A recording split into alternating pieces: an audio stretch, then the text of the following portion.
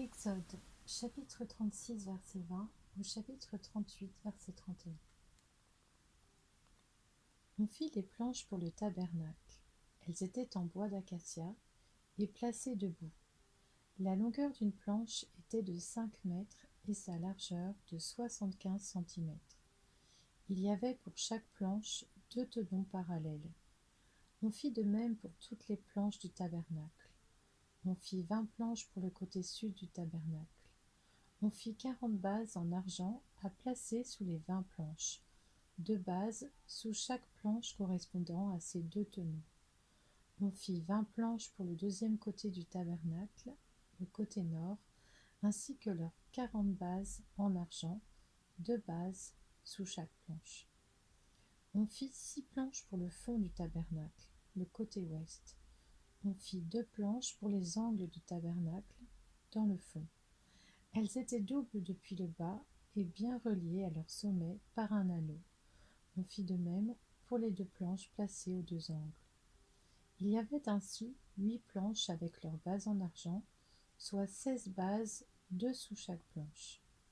On fit 5 barres en bois d'acacia pour les planches de l'un des côtés du tabernacle, 5 barres pour les planches du deuxième côté du tabernacle et 5 barres pour les planches du côté du tabernacle qui formaient le fond, orienté à l'ouest. On fit la barre du milieu pour traverser les planches d'une extrémité à l'autre. On couvrit les planches d'or, on fit leurs anneaux destinés à recevoir des barres en or, et l'on couvrit les barres d'or. On fit le voile en fil bleu, pourpre et cramoisi, et en fin lin retors. On le fit selon l'art du brodeur, et l'on y représenta des chérubins. On fit pour lui 4 colonnes en acacia, et on les couvrit d'or. Elles avaient des crochets en or, et l'on fondit pour elles 4 bases en argent.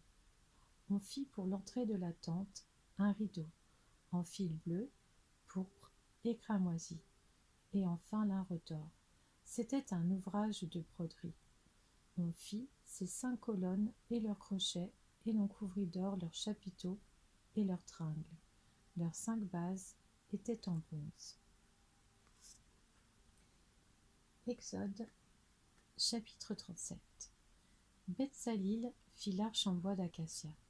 Sa longueur était de 125 centimètres, sa largeur et sa hauteur de 75 centimètres.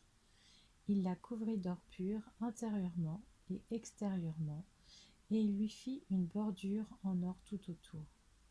Il fondit pour elle 4 anneaux en or, qu'il mit à ses 4 coins, 2 d'un côté et 2 de l'autre. Il fit des barres en bois d'acacia et les couvrit d'or. Il passa les barres destinées à son transport dans les anneaux situés sur les côtés du coffre. Il fit un couvercle en or pur. Sa longueur était de 125 centimètres et sa largeur de 75 centimètres. Il fit 2 chérubins en or battu, aux 2 extrémités de ce couvercle, un chérubin à l'une des extrémités et un chérubin à l'autre extrémité. Il fit sortir les chérubins du propitiatoire à ses 2 extrémités. Les chérubins étendaient les ailes par-dessus le propitiatoire, ils le couvraient de leurs ailes et se regardaient l'un l'autre. Ils avaient le visage tourné vers ce couvercle. Il fit la table en bois d'acacia. Sa longueur était d'1 mètre, sa largeur de 50 centimètres et sa hauteur de 75 centimètres. Il la couvrit d'or pur et lui fit une bordure en or tout autour. Il fit tout autour un cadre de 8 centimètres de large, sur lequel il mit une bordure d'or. Il fondit pour la table 4 anneaux en or et les mit aux 4 coins, à ses 4 pieds. Les anneaux étaient situés près du cadre et recevaient les barres destinées au transport de la table. Il fit ces barres en bois d'acacia et les couvrit d'or. Elles servaient à porter la table. Il fit les ustensiles qu'on devait mettre sur la table, ses plats, ses coupes, ses gobelets et ses tasses destinées aux offrandes de produits liquides. Il les fit en or pur. Il fit le chandelier d'or pur. Il le fit en or battu. Son pied, sa tige, ses coupes, ses pommes et ses fleurs étaient d'une seule pièce.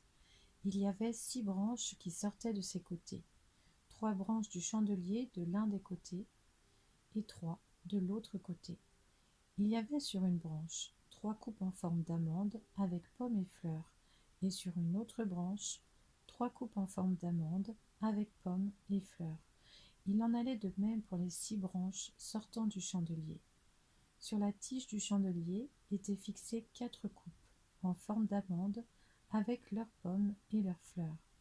Il y avait une pomme sous 2 des branches qui sortaient du chandelier, une pomme sous 2 autres branches et une pomme sous 2 autres branches. Il en allait de même pour les 6 branches sortant du chandelier. Les pommes et les branches du chandelier étaient d'une seule pièce. Il était tout entier en or battu, en or pur. Il fit ses 7 lampes, ses mouchettes et ses vases à cendre en or pur. Il employa 30 kilos d'or pur pour faire le chandelier avec tous ses ustensiles. Il fit l'autel des parfums en bois d'acacia. Sa longueur et sa largeur étaient de 50 centimètres. Il était carré. Sa hauteur était d'1 mètre. Des cornes sortaient de l'autel. Il le couvrit d'or pur le dessus, les côtés tout autour et les cornes, et il fit une bordure en or tout autour. Il fit sous la bordure 2 anneaux en or à placer sur les 2 côtés. Il les mit sur les 2 côtés pour y passer les barres destinées à son transport. Il fit des barres en bois d'acacia et les couvrit d'or. Il fit l'huile pour l'onction sainte, ainsi que le parfum odoriférant et pur, mélangé selon l'art du parfumeur. Exode, chapitre 38. Il fit l'autel des holocaustes en bois d'acacia. Sa longueur et sa largeur étaient de 2 mètres et demi, il était carré. Sa hauteur était d'1 mètre et demi. Aux 4 coins, il fit des cornes qui sortaient de l'autel et il le couvrit de bronze. Il fit tous les ustensiles de l'autel, les cendriers, les pelles, les bassins, les fourchettes et les brûle-parfums. Il fit tous ces ustensiles en bronze. Il fit pour l'autel une grille en bronze en forme de treillis. Il la plaça sous le rebord de l'autel. Dans la partie inférieure, elle arrivait à mi-hauteur de l'autel. Il fondit 4 anneaux qu'il mit aux 4 coins de la grille de bronze pour recevoir les barres. Il fit ces barres en bois d'acacia et les couvrit de bronze.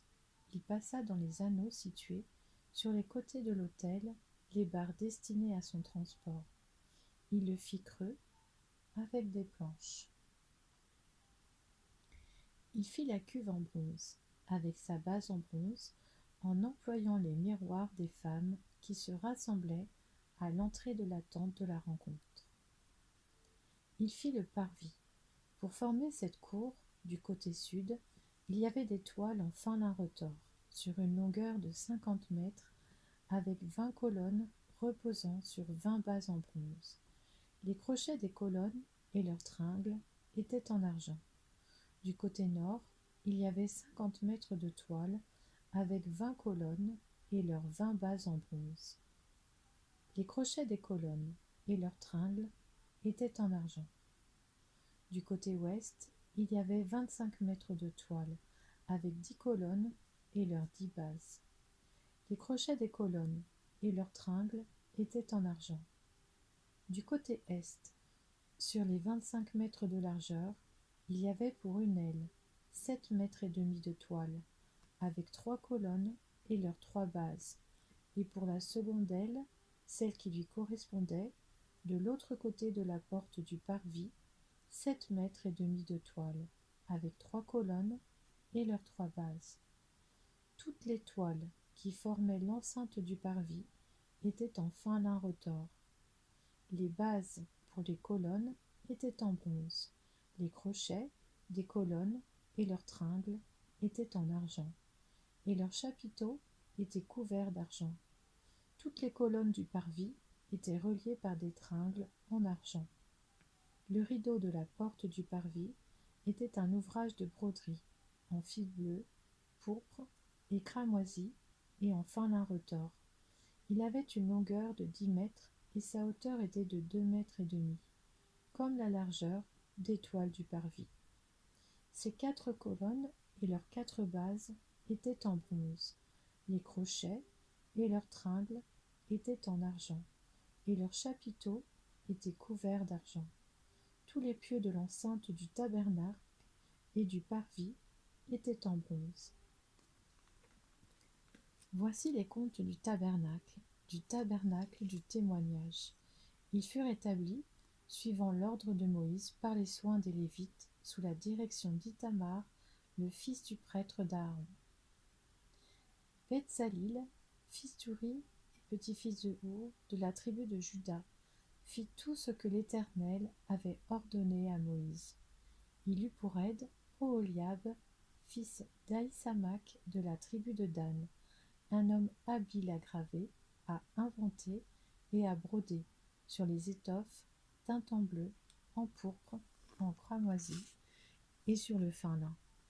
La quantité totale d'or employée à ce travail pour tous les travaux du sanctuaire et qui était le produit des offrandes s'élevait à 943 kilos, d'après la valeur étalon du sanctuaire. La quantité d'argent provenant des membres de l'assemblée que l'on avait dénombrée s'élevait à près de 3017 kilos et 750 grammes, d'après la valeur étalon du sanctuaire. Cela correspondait à 5 grammes par personne, la moitié d'une pièce, d'après la valeur étalon du sanctuaire, pour chaque homme âgé de 20 ans et plus, compris dans le dénombrement, c'est-à-dire pour 603 550 hommes. Avec 3000 kilos d'argent, on fondit les bases du sanctuaire et les bases du voile, 100 bases pour les 3000 kilos, 30 kilos par base, et avec les 17 kilos et 750 grammes restants, on fit les crochets et les tringles pour les colonnes et on couvrit les chapiteaux. La quantité de bronze provenant des offrandes s'élevait à 2340 kilos. On en fit les bases de l'entrée de la tente de la rencontre, l'autel de bronze avec sa grille et tous les ustensiles de l'autel, les bases du pourtour du parvis, celles de la porte de cette cour et tous les pieux de l'enceinte, du tabernacle et du parvis.